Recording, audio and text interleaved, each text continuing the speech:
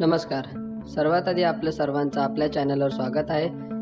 आज आपण जी special recipe बघणार आहोत आपल्या व्हिडिओमध्ये ती आहे कंदी पेढ्याचा मिल्कशेक कसा बनवायचा त्याबद्दल. त्यासाठी सर्वप्रथम आपण एका मिक्सरच्या जारमध्ये 5 ते 6 कंदी पेढे घेत आहोत.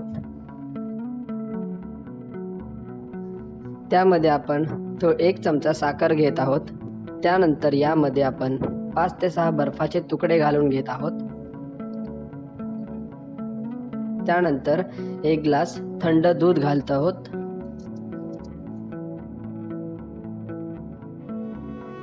आणि आता आपण हे सर्व मिक्सरला लावून घेणार आहोत. हे पहा, आता तुम्ही बघू शकता मिक्सरला लावून घेतल्यानंतर हे सर्व एकजीव झालेलं आहे आणि आता आपला कंदी पेढ्याचा मिल्कशेक पिण्यासाठी तयार आहे. हा मिल्कशेक थंडगार असतानाच पिण्यामध्ये जास्त मजा येते. तर अशाच नवनवीन रेसिपीच्या व्हिडिओसाठी आपल्या चॅनलला सबस्क्राईब करायला विसरू नका आणि हा व्हिडिओ जास्तीत जास्त शेअर करा.